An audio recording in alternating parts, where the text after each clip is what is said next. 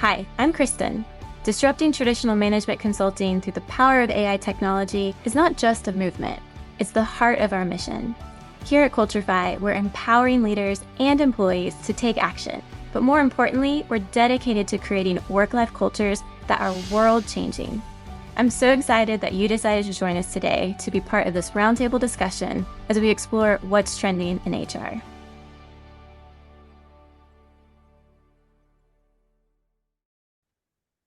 Good morning, everyone. Thank you so much for being here today as we're talking about leadership development, performance management, and AI, and talking really about that sweet spot when all three come together and how you can leverage AI technology to take your organization and your leadership development to the next level. And if you're new to our series, we're here every Thursday at 11 a.m. Eastern, joined by a panel of subject matter experts and thought leaders. And today I'm excited to welcome a full panelist. We have three experts joining us today who have a lot to say on this topic, so I'm excited to dive in. But first, I'd love to introduce you to our panelists. So up first, I'd like to welcome Lisa Bice, partner at Culture Curated. Lisa, thank you so much for being here today. Would you like to say a few words as introduction? Sure, and thank you so much, Christian, for having me join today. I'm very excited to be here. So hello to everyone who's on the call. I am Lisa Bice, and I am one of three co-founders and principal consultant at Culture Curated, where we specialize in designing processes and programs and experiences that really try to offer businesses and HR organizations essential expertise in human capital, people, and culture. So our solutions try to redefine simplicity in a very complex landscape of people management. So we craft solutions with precision and tailor for the busy business leader so that we can deliver solutions to them. And so we do this by making sure we understand our client's business and then work to infuse concepts that best reflect their org's cultures. So thank you so much for having me today. Absolutely. Thank you, Lisa. And I love that. That aligns so much with Culture 5 precision, efficiency. So I'm excited to talk more about that.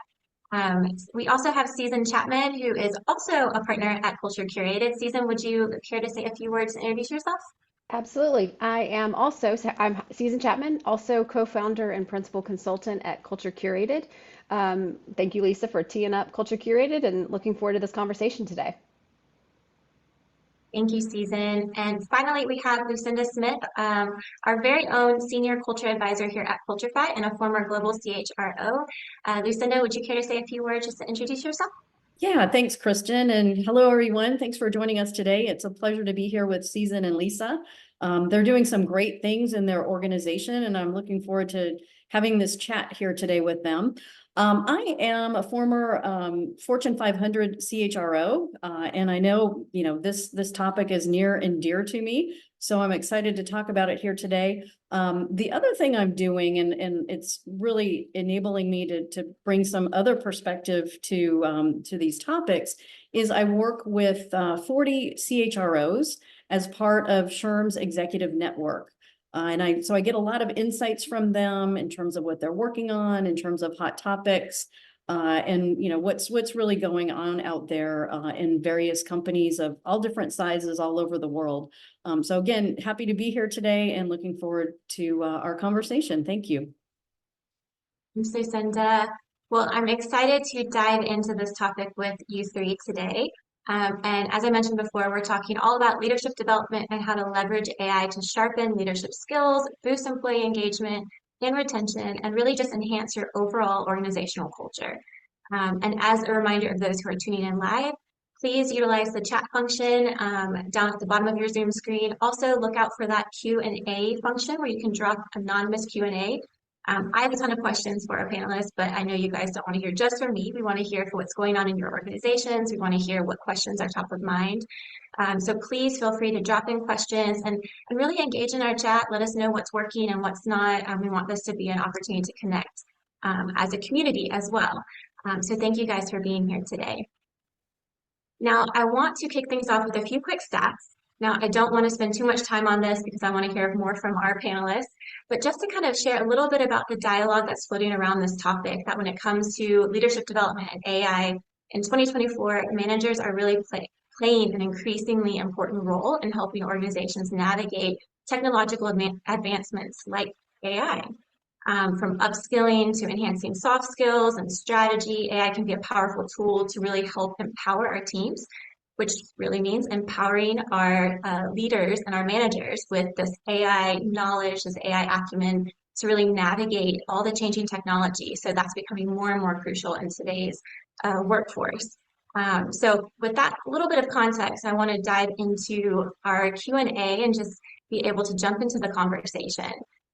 So Lisa, I'd love to kind of kick things off with you and just, based on kind of that stat, based on what you've seen as you've worked with clients, how is AI technology really transforming traditional leadership development practices in 2024? Yeah, I love this question and definitely this topic. There's a few things that come to mind on how AI is really transforming leadership development. The first one that I think about is this individualization of learning paths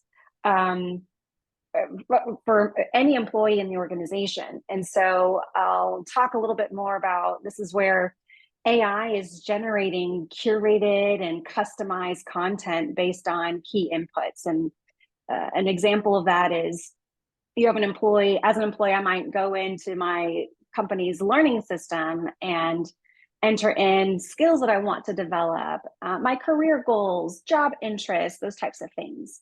And this AI-backed learning software will then generate content recommendations using that info I provided along with my work history and my learning style and what I've already clicked on in the learning system as content searches and other classes that I've taken, the pace at which it takes me to complete them, etc.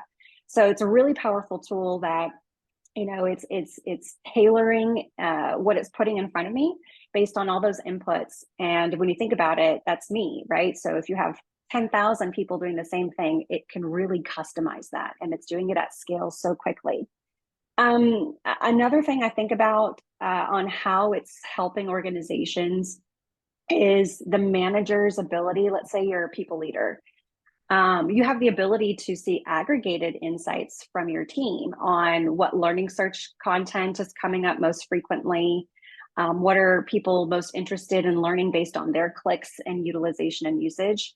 So it can really help put more tailored or more specific solutions in place to say, oh, this is an opportunity for, I see this theme where the team needs more on the job training in this certain type of technical area, or people are really interested in learning about EQ. And so can we really do something as a group or team level to help address that? So great for managers to gain insights. And then my personal favorite from personal experience, and I've seen this with mega employers that I've spent some time with, is the idea that this AI generated immersive simulation scenario based work. It's amazing actually to watch and to experience what AI is capable of doing for you. But this is where you can take a training, and let's just say you're preparing for talent calibration discussions. And in this training world that you're in, you are literally being presented a scenario and you need to respond. And so this generative AI is dynamically responding as you as the employee respond to the scenario. And it's adapting the training based on your responses and the decisions that you made.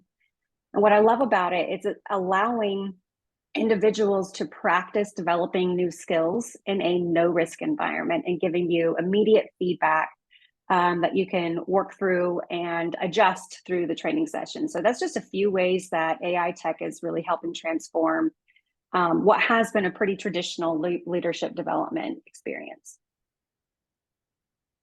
Yeah, Lisa, I couldn't agree more. I think, you're talking about these scenarios and simulations. Those are very valuable in leadership training. I've been through it myself and have had others go through these simulations, and they can be so time consuming and require a lot of people to be involved. And AI streamlines all of this so much. And I think also can provide better feedback to the individual too. But I'm gonna be a geek here and talk about a little bit about data. So, and AI and leadership training.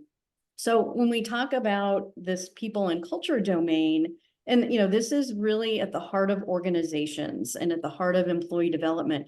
What we see is a lot of lagging in digital maturity in this area. So really, these AI tools are giving companies the opportunity, or giving organizations the opportunity to really leapfrog and get into this domain of using more data. And if we have data and we look at leadership training, it's really kind of the linchpin of this transformative leadership. Most of the data we have is sparse, or it's trapped in silos, and you can't get to the data. And when I talk about data, it's like, well, what is it? Succession planning data, employee appraisal ratings, employee development information. It's all in these different systems or silos.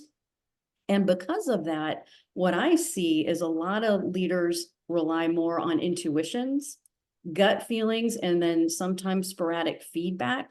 Even when we have a lot of data at our fingertips, people aren't using it. And I really think with having access to this data and AI really being able to aggregate the data and make more sense of it, we really can have much more effective and rich leadership training.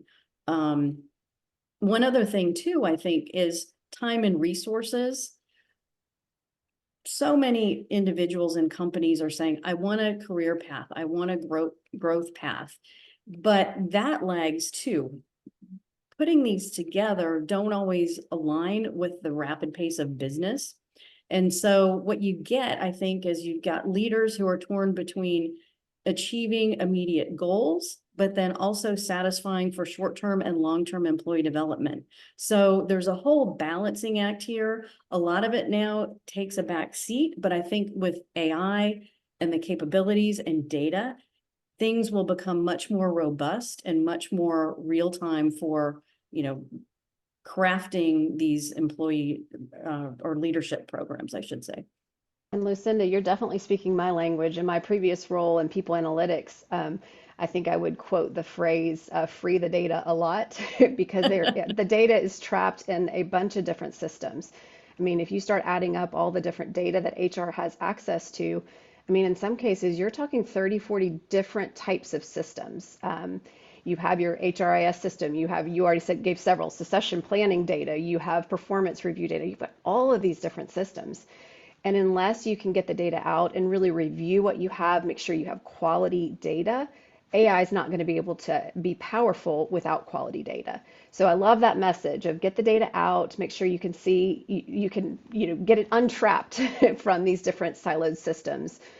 So it really can be a powerful tool for you, whether it's leadership development, analytics, whatever it is you're trying to implement, that data is key.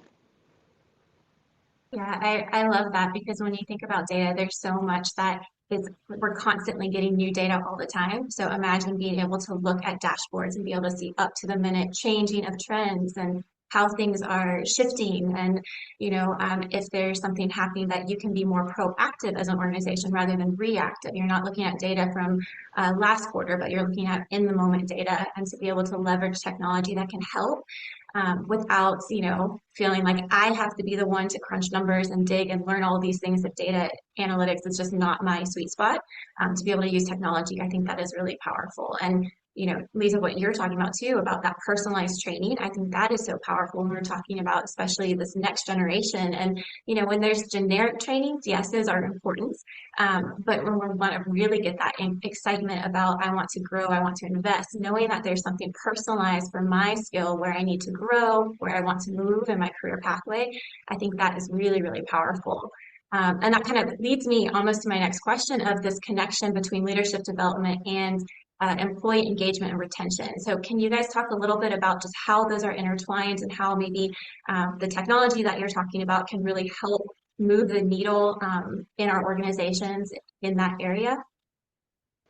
So I will say that in my experience, leadership development programs tend to focus on gaps and soft skills versus focusing on managers and how they lead. So I'm really going to try to tackle this question thinking about leadership and its effect on employee engagement versus necessarily leadership development. So we've all heard the phrase, people leave managers, not companies. And according to Gallup, 48% of US employees are open to leaving their organization right now. That's a lot of people who are willing to, head out of their employer. So I'm really thinking about the game-changing initiatives that you can put into place to maybe be your stopgap to make sure that you have a healthy, trusting culture. And I think it's the quality of the conversation between the employee and the manager. And what I mean by that is having frequent touch points when there are key deliverables, whether it's a meeting that your employee is going into, whether it's a project that they're working on. Maybe it's just a tough conversation that they're having with someone, but having frequent touch points to be able to talk about what went well. So if you're good as a manager and knowing the individual's strengths, knowing what they're working on and how and where they're struggling, I think these conversations can flow very naturally. So at Culture Curated, we really do believe that health of the conversation is critical. And so we advise our customers to have the conversation, like to give it some structure. So what went well? How did your strengths contribute to the success? Whether, again, it can be a simple conversation that you're debriefing, it could be a meeting you're debriefing, it could be a project deliverable or a huge initiative that they're working on. But what went well? How did your strengths contribute to it? What didn't go well? And how could you have leveraged your strengths to accomplish a different outcome or to, maybe do it differently? And then how can I help you as the manager helping the employee? And the reason I'm kind of walking through that is because I think as part of leadership development, the manager is responsible for helping their direct report develop and be very intentional. And if you're looking at it from the lens of what they're good at and what their strengths are, then it's going to be a more trusting environment. It's going to feel like a healthier conversation versus many companies come at that from what you did wrong. What are your gaps and how do we craft training to fix you versus here's what you are actually really, really good at. Let's make sure we're bringing that out. And if you're not great at something, that's fine. Let's find someone to partner with you who can help mitigate that. So the more spin that you can put on the positive, I really do think it helps with that employee engagement. And then the more conversations that you're having like that, I bet you're not going to get caught off guard that someone's leaving. You're probably going to know that there's a disconnect in something, either in their where they want to go in their career and where the company sees their skills or something. You'll be able to pick up on where there's a misalignment, and you are probably going to know before they decide that they're going to leave that there's an issue that you could reassign them. There's things that you can do instead of being caught off guard. All right, that's really, I think what I would say is just the engagement and retention really comes back to the manager and the quality of those conversations. So if we as leadership development programs and practitioners can focus on the quality and the trust and I guess the skills that the leader is displaying, the better we'll be in that scenario.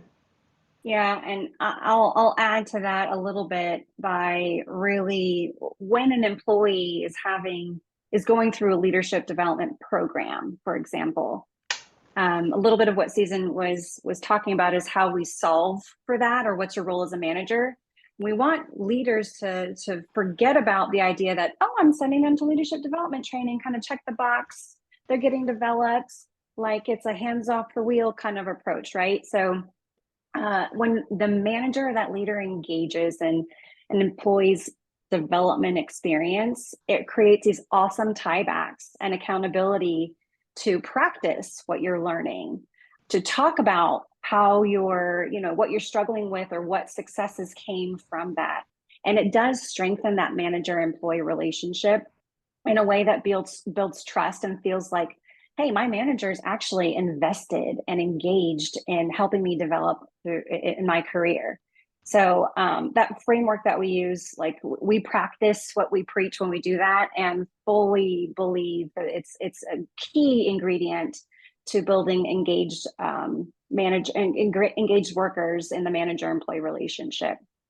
Something else that I have seen is when high-performing organizations figure out how to tie their business strategy to their leadership development strategy. And in doing so, they're highlighting where the development opportunities exist for their workforce at an individual level. So, when you look for and you can speak about where that alignment exists, it helps employees understand, oh, there's value and there's meaning in my work. I understand how I'm contributing to organizational goals. Study after study really demonstrates that when an employee is able to tie back the connection of their work to the overall business goals and direction, there's a much higher level of satisfaction and commitment to organizational success. Looking at a study from the Center of Creative Leadership, they found that emerging leaders who found purpose in their work were 2 times as likely to feel empowered in their leadership role, which was a predictor of being effective and engaged at work, right? So again, there's some real tiebacks here that show create some purpose and some meaning, and get your manager, that employee's manager, involved in the learning experience.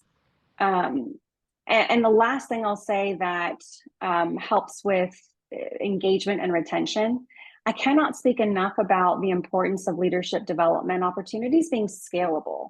And so for most organizations, human capital is like truly the greatest competitive advantage orgs have. So you need to figure out, AI can really help with this, but figuring out how you can scale so that leaders at all levels, whether you're individual contributor or a people manager, so everyone has their talents to bring, and we want to be able to design experiences for them that are tailored to what that individual needs, so they can really realize their full potential and help sustain or drive sustain organizational success.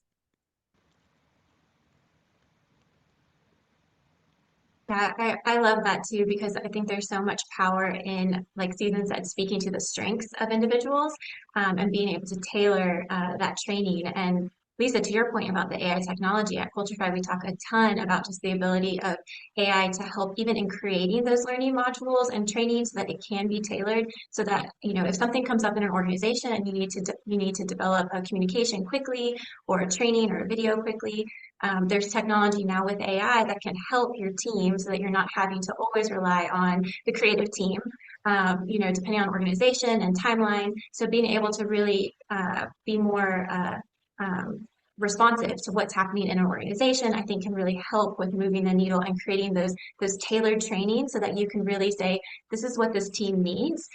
So I'm going to go ahead and utilize these tools to help put something together that's still polished and on brand with your organization, but you're able to tailor it, and you don't always need those creative skill sets that sometimes is what we need in the past to develop some of these tailored tools.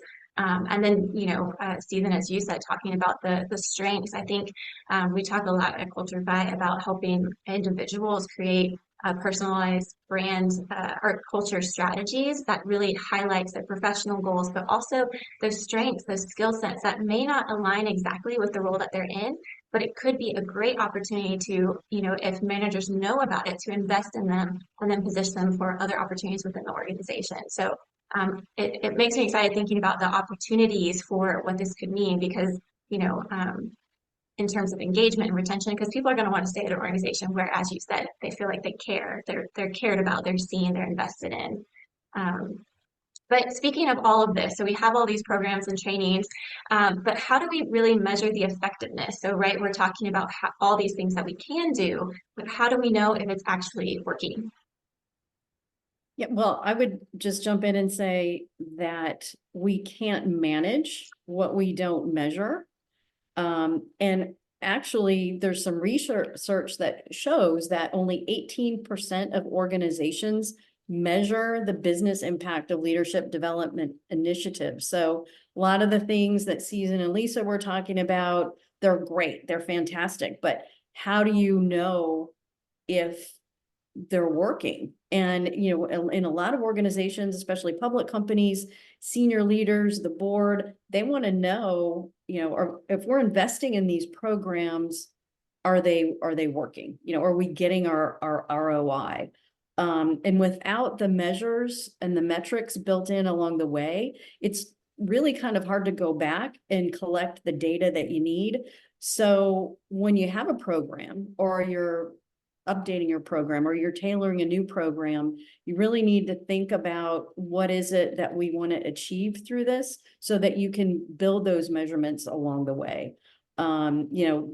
Things like how is this, and we talked about, Lisa gave some great stats about leadership programs and impacting the business. But I think the question is, how will it impact the business? Is it in line with the needs of our stakeholders, whatever those stakeholders might be in your organization? This is one I like to, not just for this subject, but just about anything. What does success look like? Not just when we roll out the program, but what does it look like a year from now? What does it look like 3 years from now? What data is going to be valuable? Kristen mentioned dashboards. What data is going to be valuable to our leaders who go through the program? What's going to be valuable for our managers who go through the program? What about, management, the C-suite, the board? What is it that's going to be valuable, that's going to tell us whether or not the program is effective? And then a lot of it too is, what data collection methods do I have? A lot of companies, I think, struggle with that. And then, overall, I think it's accountability. Who's involved, who's accountable, who's going to track the project progress, and who's going to measure the results. But when you can show those results, it brings so much credibility to these types of programs. I think the exciting thing is, back to data, AI can really help with that as you go through and design these kinds of programs. So I think it's really pretty exciting stuff. I have to say, go ahead. Go ahead. Oh, okay. I was just going to say plus 1,000 to Lucinda's comments and these kind of like thought-provoking questions that you really should, as an organization, before you deploy any leadership development program, which costs you time and money and resources, and you're going to ask your employees to do the same thing, right? Make sure that you've spent the time to really ask those types of questions that will help the evaluation of your leadership development program and really help support, garner support and buy-in to what it's supposed to achieve and accomplish, tied to what the business needs to accomplish. So I love that. If I think about some measurements that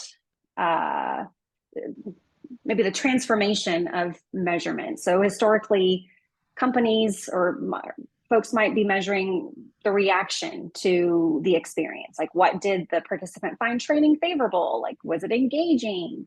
Was it relevant? So that's kind of like a reaction experience that is a traditional or old school way, I'll go ahead and even say, way of measuring the effectiveness of programming. Something else that's maybe a little bit further down the line is, let's measure the learning.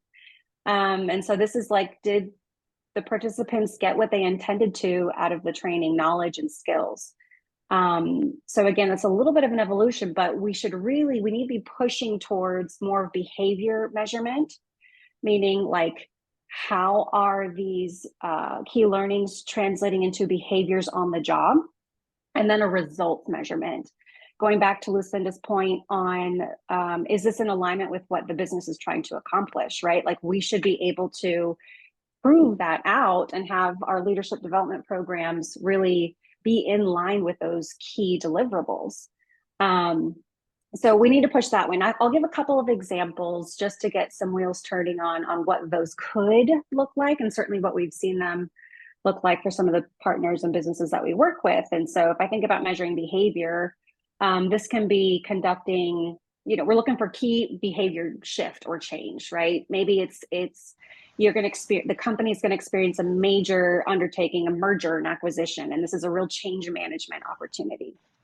And so, yeah, you need certain behaviors to really show up. And so part of the preparation for that is you can conduct surveys or interviews even before your change management process or development experience takes place, and then after and during, or during and after as well. And so this will give you data, some probably qualitative as much as quantitative, that tells you and informs you what was the likely impact of this experience, this leadership development programming that we created, in the lens of this, acquisition, bringing a new organization into the fold of our current organization. When I think about measuring results, kind of like continuing down the spectrum of how we can challenge ourselves, you can really tie it back to things like, all right, well, is this helping us increase our sales? Is this leadership development opportunity increasing the number of safety issues being reported, right? Like, or reducing the number of accidents that we're having, or reducing our turnover, and how is this impacting our customer service or customer satisfaction ratings? So there's no reason why we shouldn't tie our leadership development programming back to business goals. And it's about, are we embedding the right kind of skills and experiences and key elements into that programming that reinforces the business direction we're trying to move in? So I love the points about getting smart about setting up your pre-deployment of your programming, thinking through these really key questions. And Lisa, I think you bring up a really good point. I mean, you have to measure the outcomes and the behaviors. And I don't know, I'd be curious from your other experiences, not just you, Lisa, but Lucinda also. I think in my experience, I've seen companies are much better at measuring things like attendance and productivity at the front line. But when it comes to leadership behaviors and outcomes, less likely to have strong measures to actually look at how leadership is performing and how leadership is behaving. So the majority of your metrics, KPIs are going to be more, front and center to your front line, the majority of your folks.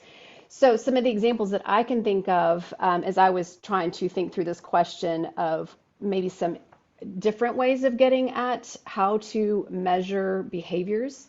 To some degree, yes, you can do surveys. I don't want to create survey fatigue on different things, so you don't want to necessarily throw that as the answer for everything.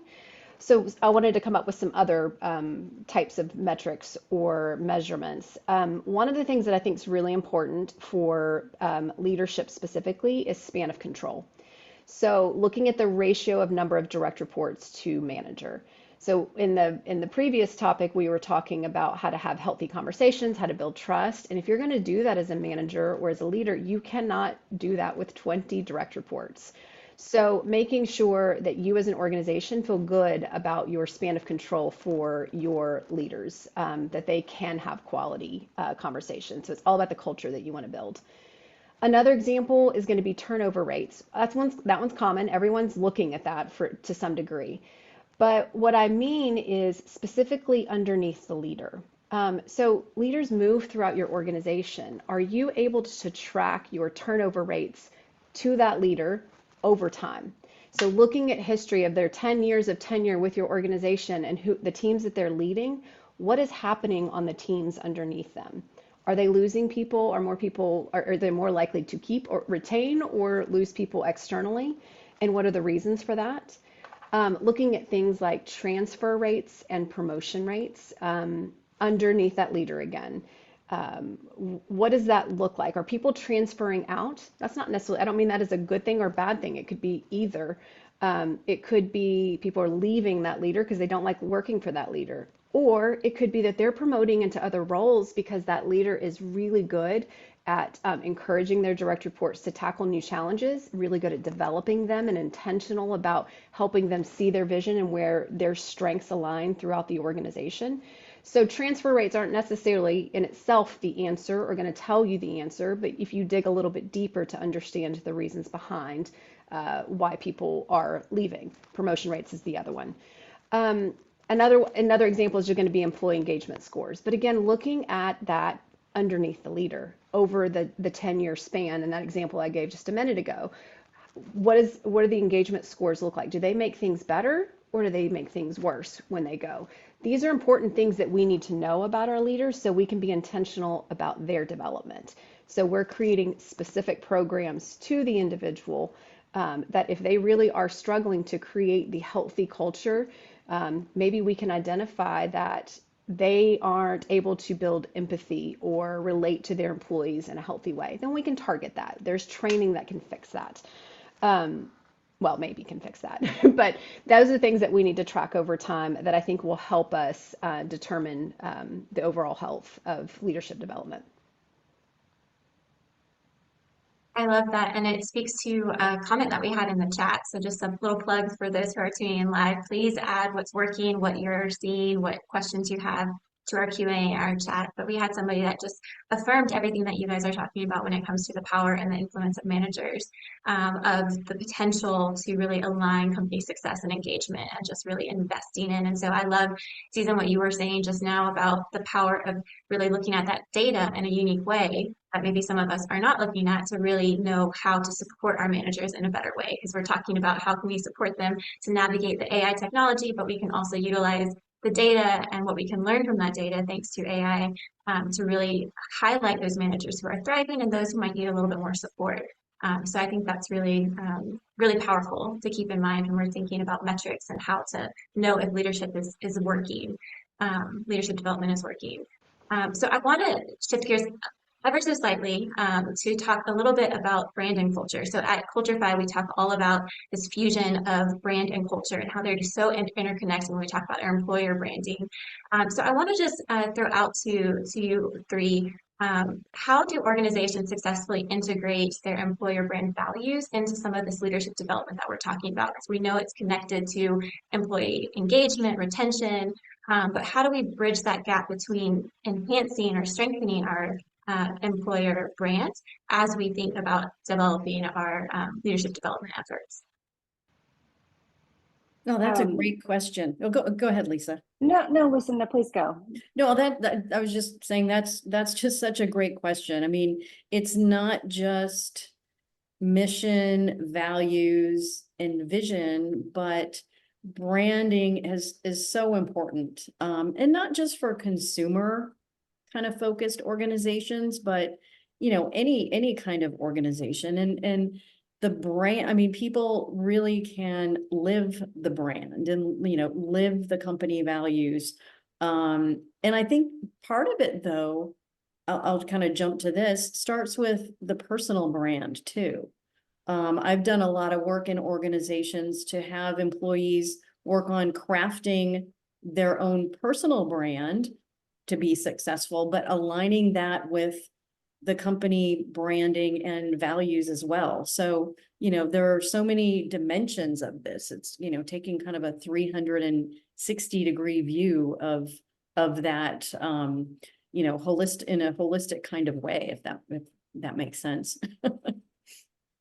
Yeah, and as you were talking, Lucinda, it kind of gave me flashbacks to last week's roundtable discussion where Emily from Root and River, who's a brand strategist, talked about this intrinsic branding and starting from the inside your organization and the experiences that you lived and then sharing it outward.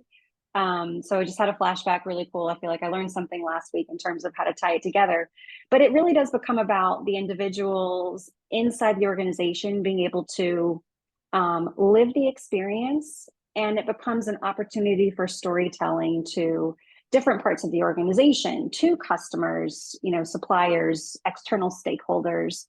And it's a tremendous recruit and attract storyline as well. So think about being an organization that highly prioritizes and richly engages people in leadership development, right? It's not just a class you go to, but it's woven into the fabric of your organizational processes and tooling and experiences and one-on-ones, right? Like it's in every part of the employment lifecycle. The leadership development opportunities are tied to organizational goals. It just shows up, right? And so this becomes a story that you can tell. And as you're working to, recruit people into the organization, and you can, potential candidates can litmus test that now, right? They can see what's posted on social media platforms. They can read about what your organization is doing. And so I think the more that you can embed practices inside of your organization provides a great story to be able to share with the outside world or people who are on the outside looking into your organization. So it's a huge opportunity. Yeah, and I think too, I think Stephen, you had mentioned it, just that regular communication between managers and teams. So utilizing those touch points to really hear what is resonating in the culture of the organization and be able to make an impact on that, I think is really helpful. And Kristen, sorry, you're better. You were fading out a little bit, but I think it's better now. Sorry. okay, Yeah, there you go. better. Okay, Yes. sorry about that. But I want to think through too about as we think about brand culture, leadership development, AI technology, how these are also intertwined. What do we think about in the future? So future trends in leadership development. Where is this heading in 2024? If somebody is listening and saying, how do we get started in this? What does that look like? Wow. The future's here. That's for sure. Yes, it is. And everyone wants these AI tools, but a lot of folks don't really even know how to begin to get them. So that's a big challenge. So, I think first of all, find a trusted partner who can do this, right? Who can help you navigate this, because there are so many great things about it, but there are also some pitfalls. And I think we can go through lists and lists of different trends and different things that are out there.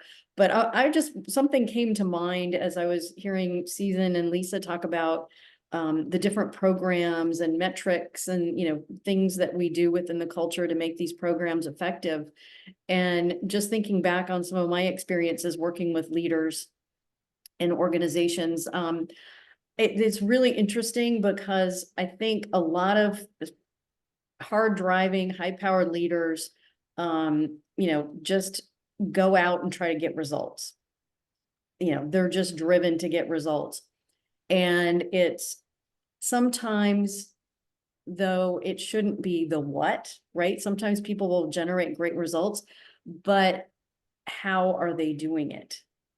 Are they steamrolling everybody, leaving bodies behind, just to get whatever that great result might be? So, okay, this is going somewhere really, because one of the things I think in AI is it gives us a platform to address emotional intelligence a lot better. Just a couple of aspects of it is, you could go through a simulation with somebody who maybe is more focused on the what rather than the how. And you can look at body language and facial expressions and provide leaders insights into their own emotions and others' emotions in terms of how they are being received. And I think it can help people really gain a deeper understanding of those emotional cues, of how to build stronger relationships, and then how to, translate that into a more positive work environment. So I know, and I really love what Susan said. I've actually, this is one of my philosophies. We don't want to fix people, right? But at the same time, if it's gotten to a point where, the what versus the how, I think emotional intelligence is something that AI can really help us to analyze and help to provide folks with some good kind of cues and solutions to work on. Well, and echoing that, I mean, and not really answering this question, but echoing that for a second, the better that we get at spotting those behaviors, then the more likely we are to be able to hire the right people who demonstrate those behaviors. So I think that's critical. It takes practice, it takes discussions, and yes, there are things that we can train and develop in people, but it's also much better to start off strong and making sure you have the right competencies and behaviors in the person that you're hiring. So being able to spot it is critical. So one of the things that I think about as we're thinking about future trends is I have several thoughts on this, but one of my key thoughts on this is I think we're going to mess up quite a bit going in the future. And the reason I think that is because there's lots of AI talk out there. There's lots of companies who are basically trying to sell an easy button to some degree, saying, "Hey, I can fix this. I can bring you AI." And but back to what Lucinda and I were talking about earlier, unless you understand your data and unless you've back to free your data from those siloed systems, I don't know how good AI is going to be until you have quality data and you understand your own data. I hate to say be the doomsdayer that I do think we're going to mess up. I think it's going to be a call to action for HR to say, hello, you've got to wake up and you have to get control of your data. You have to get your data out of the systems. And there are companies who can help you do that if you don't have the skill sets to do that inside your organization. Because the future is AI, the future is here, back to what Lucinda said. And if we're not doing that now and getting prepared for it, then that's where these mess ups are going to come. Yeah, no, Susan, there's so many pitfalls. You're so right. And I think that's where a trusted partner really comes in. But it's also, I've talked to companies where they're setting up, just governing boards and task forces. And maybe this isn't so much of a forward-looking thing. It's, as you're looking at what can be done, it's like, well, how are we going to manage it? How are we going to govern this in our organization? And how are we going to tell employees ways that they can safely use AI in the workplace? So they're definitely, as we're looking at the trends and we're looking at what we can do and how we can do it, I think we need to have those guardrails out there too, in terms of ethical use of AI. And, this comes up all the time. I'll just throw it out there, the whole bias thing. So there are a lot of things there that, again, asking the questions at the beginning as we're tailoring these things, as we're designing them in terms of, what do we want and what do we need to be careful about? And yeah, so the governance piece always rings to my heart. And it's funny because we talk about like looking ahead, the future of AI. I think and I agree with what I hear both Lucinda and Susan talking about is like you have to be able to adapt, which means taking a quick look in the rearview mirror and say, oh crap, we messed up. That didn't work the way we expected it to. Or maybe there is bias embedded in our data. You have to constantly take a look back and evaluate what didn't work, what did work, and then how do you iterate from there? AI can, it's so powerful in what it's able to do for us, but it goes back to that governance and oversight. And really, my main point is AI certainly can replace tasks that people do, take out, save tons of time doing repetitive tasks and mining through the data, right? But it does not replace what is truly uniquely human, right? The ability to be curious, to be creative, to build meaningful relationships. And so it's like we need to remember as we're getting better at utilizing this amazingly powerful technology, it is there to augment human capabilities, not exclusively to replace human activity, right? Or human capacity, which means that this humanized experience becomes even that much more meaningful and important in the future worlds that we're looking in. Yeah. Susan, I thought you were going to mention Lucinda. I was like having this reaction. I'm very big brotherish, like, oh, this is a terrible employee experience. But it is fascinating as you talk through, and it is the reality that we are coming to as you talk through like helping leaders practice emotional intelligence and the simulation that's behind some of that. Susan and I were just having this conversation the other day. She's like, I just ordered a book that kind of touches on this concept. And I thought you were going to mention it. So I'll plug it in and you can like correct me where I'm wrong, Susan, but it's called Creepy Analytics, right? And it's about just the true power of how the scenario-based AI generated feedback is learning social cues and helping to inform or make recommendations on how you might proceed. So anyway, I thought that was a really cool plug just from a conversation we were having earlier this week. And I was going to mention it just because I'm fascinated. I don't have the book yet. I ordered it, so it should be in here. It should be here later this week. But I think it's interesting to think about some of the data sources that we have. I mean, we have available to us. And so I think you have to ask yourself, can we get it? Yes, probably. Should we? I don't know. Maybe not. Should we get that data? But I'm going to be curious what this particular book calls out as creepy analytics.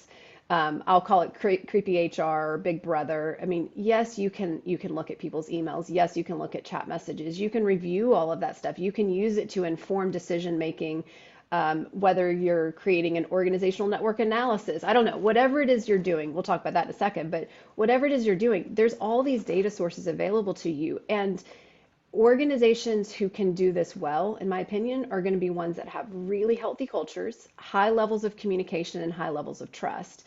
If you're going to get into some of that more creepy or big brothery type stuff, then first of all, you need to have a good controls in place. Back to what you guys were saying, you need to have people who are where there's extreme oversight. You're talking to legal on a regular basis. um, I don't know. It is definitely a risky area. Companies are doing it. There's tons of data out there. There's tons of podcasts. Like, if you want to get into this kind of arena to see what people are doing in the HR areas, then like organizational network analysis is probably the one that leads me down there first. And what that is basically looking at the way your organizations communicate, the way the departments communicate with each other, the way that individuals communicate with each other, and it creates a network map. There's some great things that can happen as a result of an organizational network analysis, where you might be able to spot a siloed department of sorts that it isn't communicating with the rest of the organization, and you can go and intentionally create training or development to bring that department into the fold. You need that as a healthy organization. It could also help you spot individuals who are critical to the communication flow in your organization, whether it's their position that it makes them be critical, or maybe it's just who they are and everyone goes to them naturally. But being able to spot those folks so you can know who they are, figure out if you need to replicate either a skill that they have, or maybe they're essential from an IT perspective. They offer a unique skill that no one else has. Anyway, there's lots of good things that can happen, but there's a lot of creepy things that can happen as a result of that type of analysis too. And if you're interested in it, like I said, just Google it, organizational network analysis. You'll see there's two different main ways of collecting the data for it. You can use a passive way, or like you can get survey data where you're asking questions, or passive using this data like emails, chat messages, who's in meetings with who, that kind of thing. I don't know if you guys have ever seen that done. Lucinda, have you ever worked with an organization that has done an organizational network analysis? To a certain extent, I think Okay. not quite exactly the way you're talking about it, but yeah, through working with some of the consulting firms, yes, I've seen that work, but it's a lot to take on. I can imagine. And a lot of companies don't have the means to collect, all that data. But I've seen it done on the more on the consulting side It's definitely not rather where than you're going to internal. start, right? You need to start with getting your core data out of your HR systems and other Yeah. places. Like start somewhere way more simple and make sure you have quality data. This Hmm. is way more sophisticated and down the road for Yeah. organizations who've been doing analytics for a while. Yeah.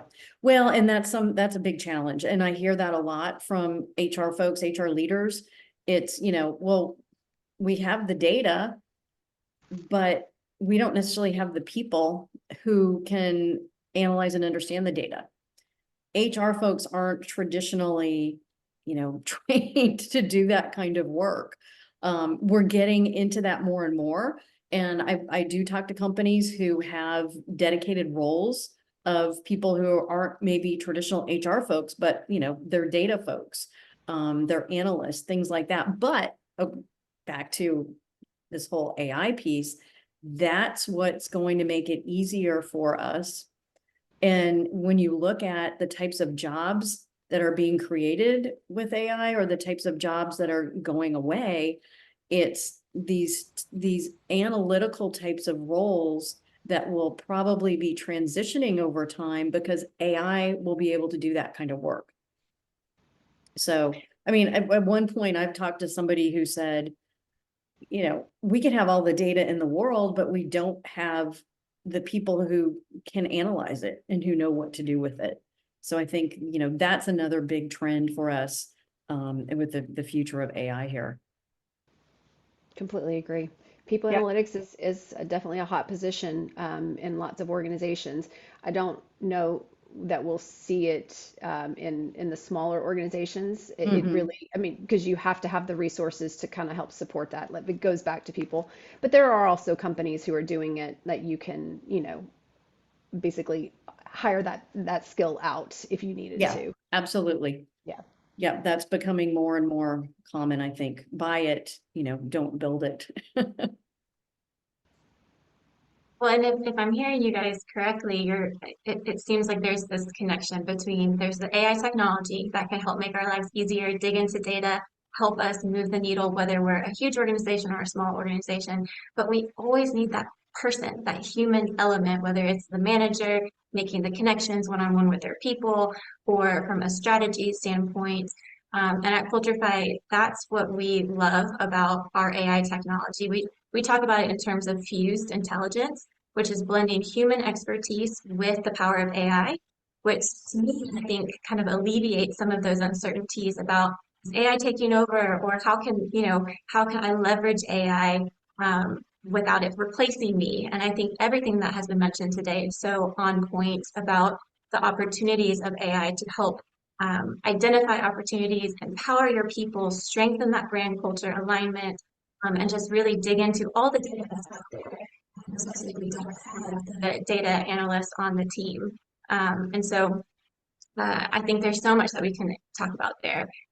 But we are running up to our end of time.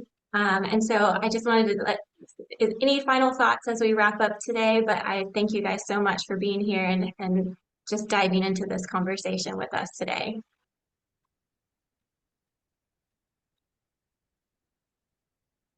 No, thanks so much, everyone. I think the takeaway really, though, is,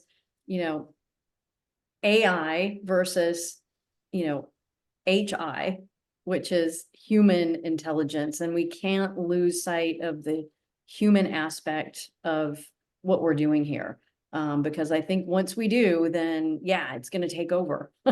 So it's so important to retain, our humanity and the core of who we are and what we do, and really humanize and personalize our employees' experiences. Absolutely. Well, thank you guys so much, Lisa, Susan, Lucinda, for being here with us today. And to everyone who tuned in live, thank you for joining us. Thank you for joining the chat and for your questions.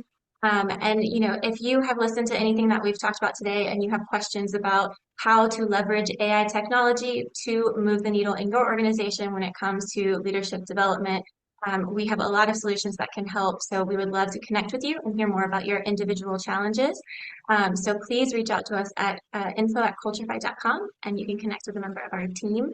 And for everyone else who tuned in, we really hope that this sparks some conversation with you guys that you can take back to your teams, brainstorm, and take some of these insights that were dropped by Susan and Lisa and Lucinda and put them into practice in your organization.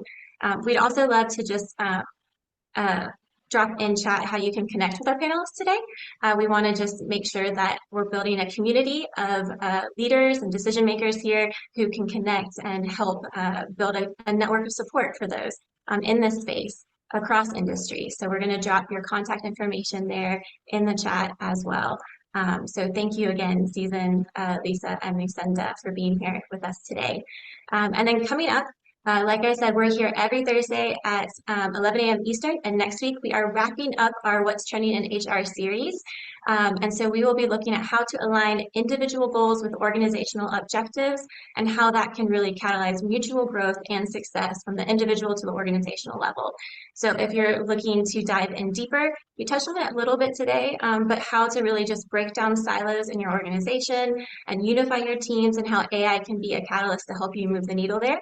We're going to dive into that so much deeper next week. So thank you guys so much for being here, and we'll see you next time. Thank you so much for having us. Thanks so much. Thank you. Bye.